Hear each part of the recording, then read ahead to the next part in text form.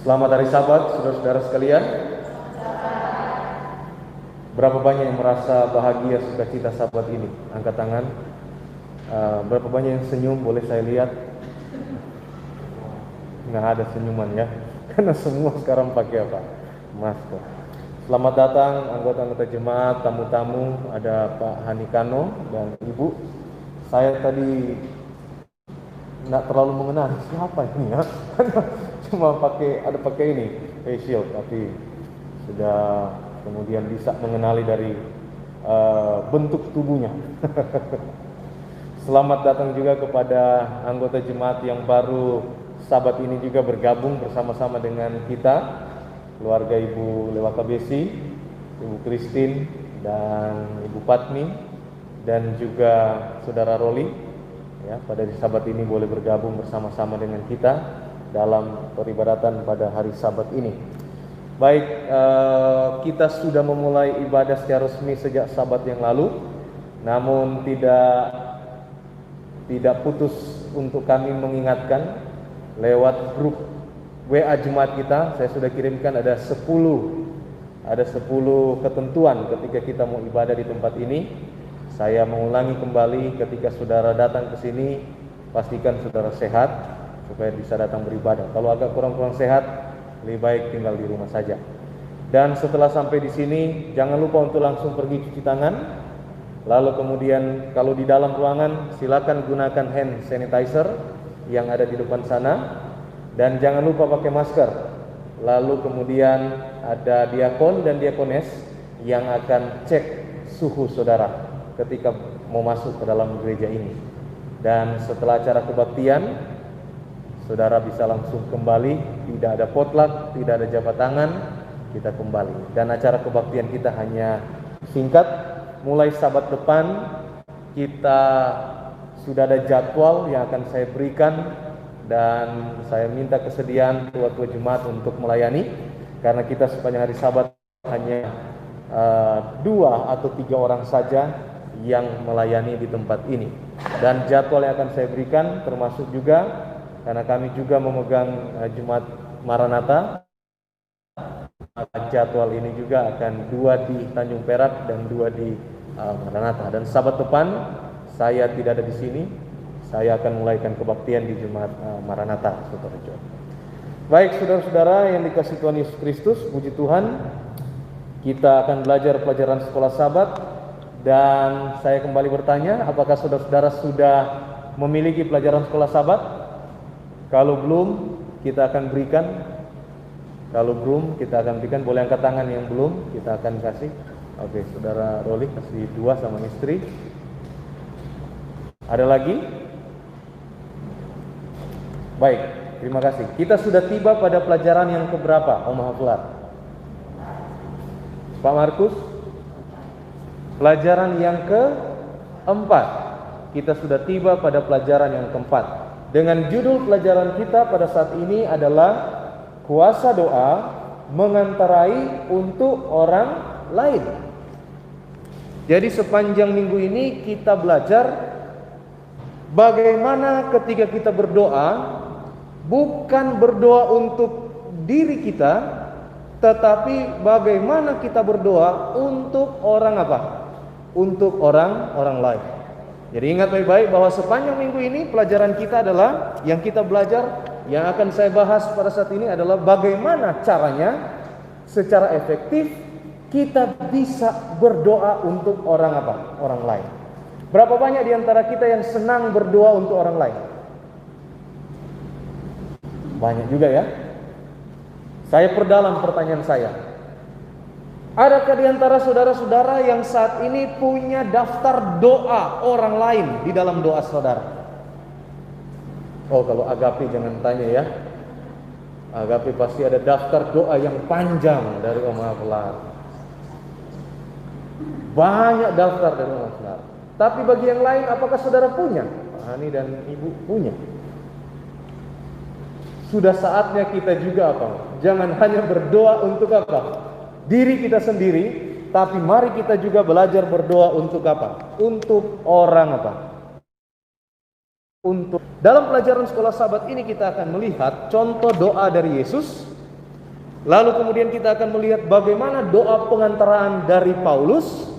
Dan yang terakhir kita akan melihat bagaimana doa syafaat untuk orang apa? Orang lain. Ya. Bagaimana doa syafaat yang kita bisa lakukan untuk orang apa? Orang lain.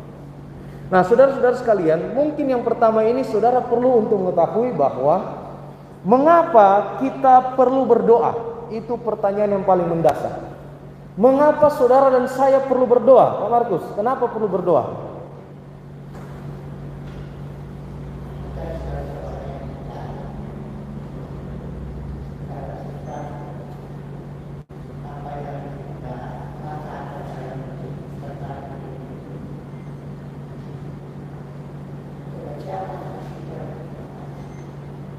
Terima kasih. Hanya kepada Tuhan. Kenapa kita perlu berdoa?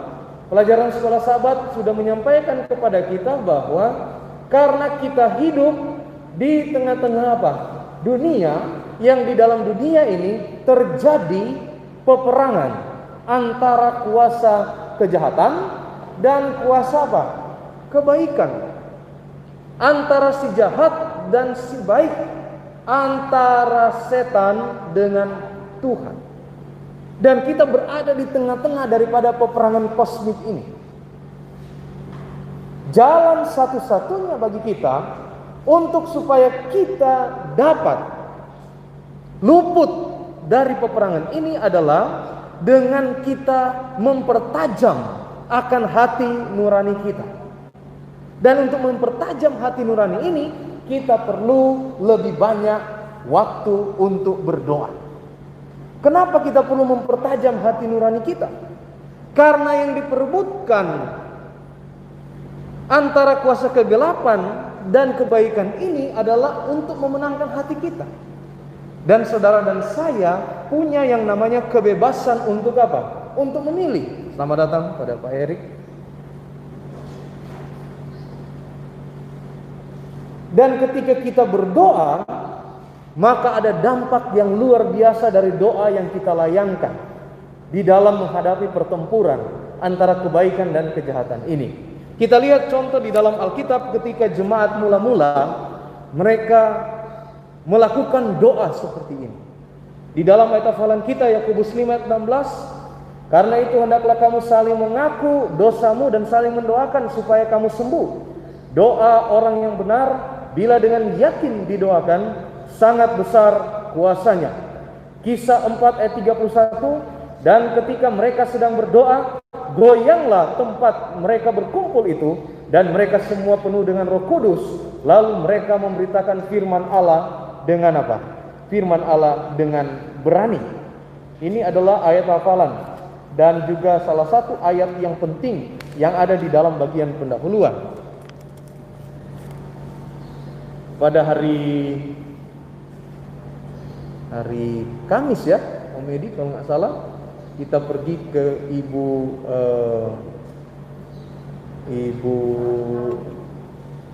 Hatu, Oma Hatu ya. Karena kita dapat informasi bahwa dia mengalami sakit yang cukup parah dari informasi yang kita dengar. Lalu saya juga sudah bertanya lewat telepon kepada keluarganya dan informasinya juga sama. Dan kita pergi di sana dengan tujuan tentunya untuk pergi mendoakan. Tetapi ketika kita sampai di rumah daripada anak dari Oma Hatu yang ada di daerah dekat Ubaya sana, kami melihat Oma Hatu sudah duduk di depan rumah dan sementara menonton video-video rohani. Jadi rupanya Oma Hatu ini setelah kami berbicara ya sudah sehat ya, puji Tuhan, sudah ditangani dan walaupun sementara juga pengobatan, tetapi luar biasa berkat Tuhan sudah memberikan kesehatan. Dan ini adalah juga bagian daripada hasil hasil doa. Ketika jemaat yang mula-mula mereka berdoa, langsung dinyatakan di sini bahwa bergoyanglah tempat di mana mereka berdoa. Mereka jadi berani untuk menyampaikan firman Tuhan sebagai hasil daripada daripada doa mereka. Sekarang mari kita lihat contoh doa dari Tuhan Yesus. Bagaimana ketika Yesus berdoa? Adakah dia hanya berdoa untuk dirinya sendiri? Ataukah dia justru berdoa lebih banyak untuk orang lain? Sejak dia dibaptiskan, Yesus adalah contoh pendoa syafaat yang sejati bagi saudara dan apa? Bagi saudara dan saya. Disebutkan di dalam Lukas 3 ayat 21, Lukas 5 ayat 16, dan juga Lukas 9 ayat 18. Kita lihat bahwa Yesus ketika dia memulaikan pelayanannya, bahkan sepanjang pelayanannya, dia tidak pernah berhenti dengan yang namanya apa? Berdoa. Dia selalu mengambil waktunya untuk berdoa secara konsisten kepada Bapanya yang di surga. Oleh karena itu Yesus menjadi seorang pemenang jiwa yang luar biasa ketika dia berada di atas bumi. Kemana saja dia pergi, dia melayani orang dengan doa, dia menyembuhkan orang dengan doa, dan kemana saja dia pergi, dia memenangkan jiwa-jiwa untuk kerajaan surga. Kenapa itu bisa terjadi? Karena Yesus adalah seorang apa? Pendoa. Dia tidak pernah melewatkan satu hari pun tanpa dia berdoa. Dia tidak pernah memulaikan hari tanpa doa, dan dia tidak pernah mengakhiri hari juga dengan apa? Dengan doa. Bahkan dia menghabiskan waktu sepanjang malam, kata Roh Nubuat, untuk berdoa bagi jiwa-jiwa yang akan bertobat. Saya bertanya tadi kepada saudara-saudara di awal daripada pelajaran sekolah Sabat ini, adakah satu atau dua nama yang saudara sementara saat ini doakan? Atau saudara masukkan nama itu di dalam daftar doa pribadi saudara?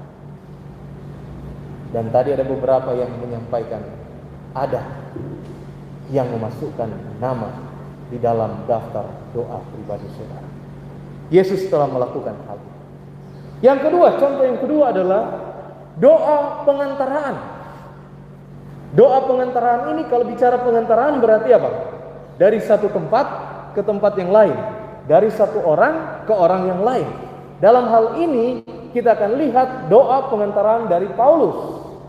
Tentunya dari satu komunitas jemaat atau satu pribadi orang kepada, tentunya kepada apa? Kepada Tuhan. Apa yang Paulus lakukan, saudara-saudara? Kita tahu bahwa di dalam Alkitab Paulus ini adalah seorang rasul yang besar di dalam perjanjian baru.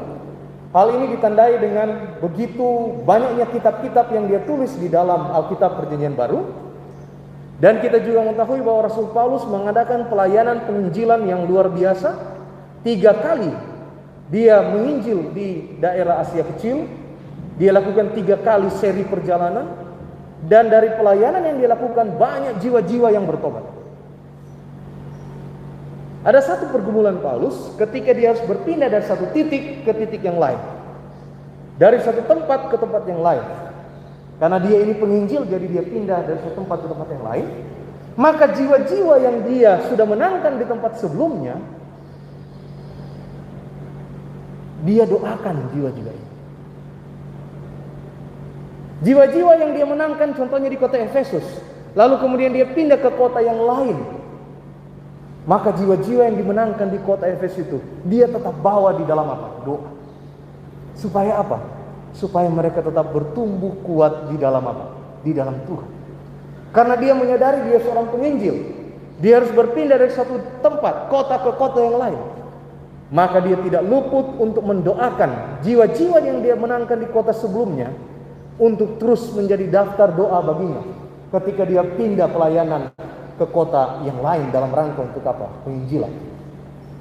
Bahkan tidak jarang dituliskan di sini ketika dia sudah berada di kota yang lain, lalu kemudian dia mendapatkan kabar bahwa di tempat, di kota, di jemaat sebelumnya ada terjadi masalah di sana. Maka Paulus juga membawa doa untuk jemaat yang ada pergumulan tersebut. Contohnya di jemaat apa? Efesus. Disebutkan ketika Paulus sudah pindah pelayanan ke kota yang lain, Paulus mendengar bahwa jemaat Efesus punya pergumulan. Maka Paulus kemudian mendoakan khusus jemaat Efesus. Dia mengantarai jemaat Efesus kepada apa? Kepada Tuhan. Apa yang Paulus doakan untuk jemaat Efesus? Paulus doakan untuk dua hal. Yang pertama adalah kebijaksanaan, dan yang kedua adalah ketajaman rohani. Itu berarti kita mengetahui bahwa jemaat Efesus belum dewasa di dalam iman. Perlu untuk bertumbuh. Perlu untuk semakin tajam di dalam pemahaman akan apa? Firman Tuhan. Dan ketika Paulus mendengar akan masalah ini, maka Paulus bawa jemaat ini ke dalam apa? Bawa jemaat ini ke dalam doa. Kita pun saudara-saudara sekalian bisa melakukan hal yang sama. Mungkin ada keluarga kita, mungkin ada saudara seiman kita di gereja yang kita mungkin dengar ada pergumulan, bawa mereka ke dalam apa? Ke dalam doa. Sampaikan doa pengantaraan, memohonkan kasih karunia Tuhan, memohonkan berkat Tuhan untuk saudara kita yang kita tahu sementara dalam apa? Dalam pergumulan, supaya sorga memberikan apa? Memberikan pertolongan kepada orang tersebut. Yang ketiga, kita belajar doa pengantaraan tentang bagaimana berdoa syafaat. Ya. Kalau tadi doa pengantaraan yang dilakukan oleh Paulus, maka sekarang kita belajar tentang bagaimana doa syafaat. Apa bedanya doa biasa dengan doa syafaat? Nah, doa syafaat ini kalau doa biasa maka ya doa biasa yang kita lakukan, ya. Tapi kalau bicara doa syafaat, maka doa syafaat ini adalah ada satu pokok doa yang betul-betul diniatkan untuk didoakan pada Tuhan, dan betul-betul juga disertai dengan yang namanya puasa, dan itu dilakukan secara konsisten dari waktu ke waktu hingga kemudian apa yang didoakan itu apa? Diberikan jawaban oleh Tuhan. Ini yang namanya doa syafaat. Nah, contoh di dalam Alkitab ini adalah dalam pelajaran sekolah Sabat ini, menyangkut doa syafaat adalah doa yang dilayangkan oleh Daniel. Daniel berdoa disebutkan di sini untuk bangsa Israel. Daniel berdoa untuk pembebasan daripada bangsanya. Dan itu saudara tahu memakan waktu yang apa? Yang panjang. Lewat nubuatan yang sudah disampaikan, ramalan-ramalan dari Nabi Yeremia, bahwa orang-orang ini akan ditawan di Babel selama 70 tahun. Dan Daniel merasa perlu berdoa syafaat untuk hal ini, untuk kebebasan daripada apa? Orang Yahudi. Saudara bayangkan berapa lama Daniel berdoa untuk meminta kelepasan ini. Cukup lama. Raja telah berganti, Nebukadnezar, kemudian ke Darius, sudah pindah kerajaan dari Babylon, sudah pindah ke Media Persia. Daniel masih terus berdoa untuk kelepasan daripada apa? Daripada bangsanya. Dan apakah Tuhan menjawab akan doa-doanya? Ya, Tuhan menjawab setiap doa syafaat yang kita layangkan. Disebutkan di sini bahwa doa syafaat itu adalah senjata perkasa dalam pertempuran antara kebaikan dan kejahatan, dalam pertentangan besar ataupun pertentangan kosmik, ya, di atas dunia di mana kita hidup. Apa kerinduan saudara? Apa yang menjadi nasar saudara kepada Tuhan? Sampaikan itu di dalam apa? Doa syafaat kepada Tuhan. Ada umat Tuhan yang bergumul dengan sakit dan penyakit yang berat, dilayangkan teruslah doa-doa syafaat meminta penyembuhan dari apa? Dari Tuhan. Ada kerinduan pribadi anak-anak untuk sekolah atau yang dalam bekerja, sampaikan, nyatakan itu semua dalam doa-doa syafaat kepada Tuhan. Dan yang terakhir, ayo silakan pertanyaan.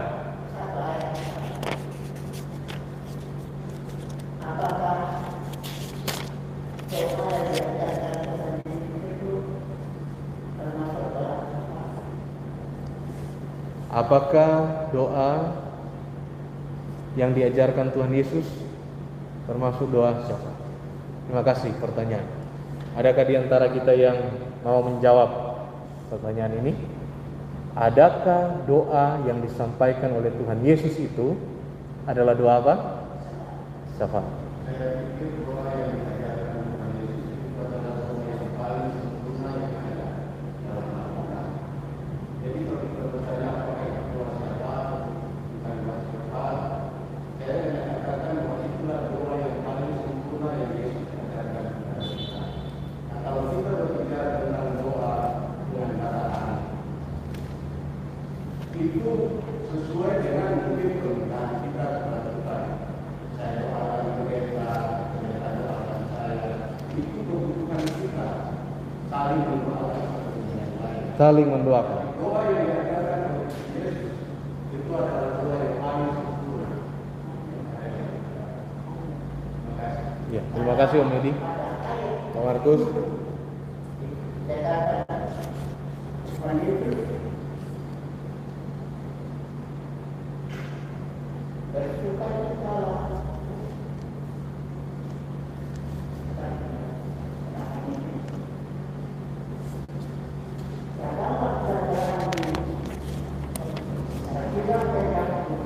Di bumi. Sorry.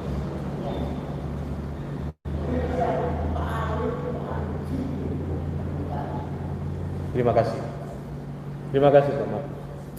Oke, kita lanjutkan. Fokus daripada doa yang terakhir ini merupakan kesimpulan dari pelajaran kita. Saya hanya ingin membaca kutipan Roh Nubuat di sini. Saya rasa ini sangat baik kutipan Roh Nubuat ini. Disebutkan begini.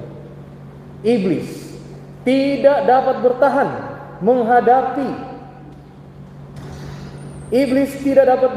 menghadapi saingannya yang penuh kuasa berdoa, karena dia takut dan bergetar di hadapan kekuatan dan keagungannya. Saat mendengar doa yang sungguh-sungguh, segenap bala tentara iblis gemetar. Testimonies for the Church, jilid 1 halaman 346. Saudara-saudara sekalian, satu hal yang membuat iblis gemetar adalah ketika kita berdoa. Iblis gak gemetar untuk hal-hal lain yang kita lakukan. Iblis gak pernah takut untuk hal-hal apa saja yang kita lakukan. Tapi satu hal yang membuat dia gemetar adalah hanya ketika umat Tuhan itu jatuh tersungkur dan berdoa. Lalu disebutkan di sini, kenapa kita harus berdoa untuk orang lain? Karena kalau kita berdoa untuk orang lain, katanya paling tidak kita sudah menjadi saluran berkat Allah untuk orang itu. Benar apa yang disampaikan oleh Om Edi tadi?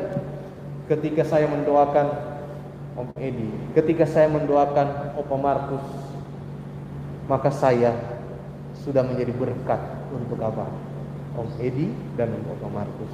Ketika saya mendoakan Oma Haflar, saya mendoakan, atau Om Haflar mendoakan saya, Om Haflar mendoakan Pak Erik, kita sudah menjadi berkat untuk saluran berkat untuk orang lain. Jadi mari kita perbanyak doa pengantaran kita juga untuk untuk orang lain. Artinya mari kita juga berdoa untuk orang lain. Jangan hanya kita berdoa untuk diri kita sendiri, tapi mari kita juga berdoa untuk orang lain.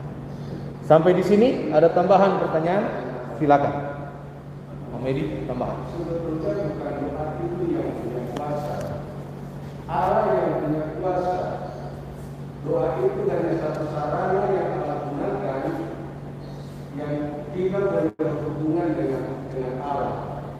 Yang sebetulnya Allah yang punya kuasa, tetapi dia sarana yang digunakan supaya kita bisa berhubungan dengan dia adalah melalui doa. Jadi bukan doa itu yang punya kuasa, Allah yang punya kuasa. Tapi Allah gunakan doa itu sebagai satu sarana untuk hubungan kita dengan Allah. Ini saya dengar dari khotbah dari pendeta Skuli. Saya pikir juga sama dengan ingatlah kalau Allah disebut supaya kamu sucikan dia. Bisakah kita orang berdosa sucikan sesuatu yang suci? Tidak bisa. Hanya sucikan dengan jaga kesucian dan sahabat itu. Sama dengan doa ini, Allah yang punya kuasa, tetapi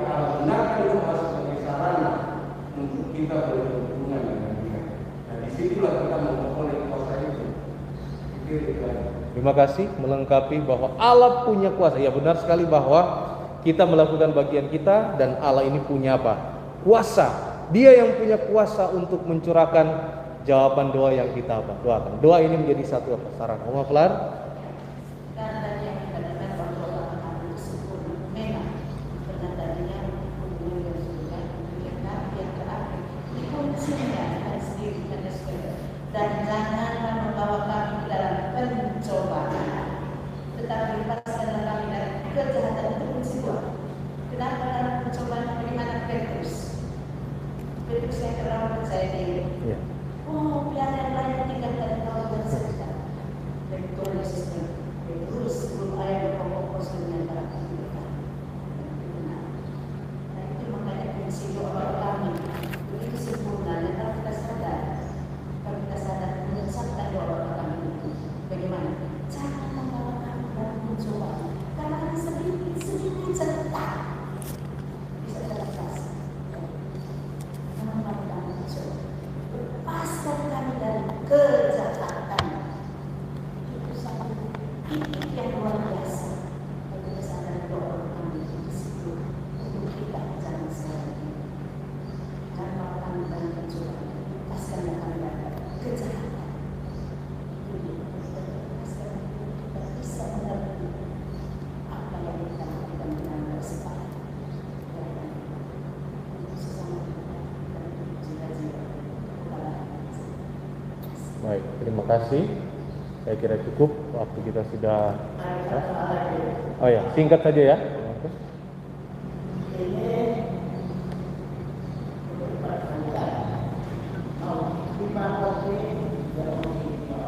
Oke, satu kalimat singkat.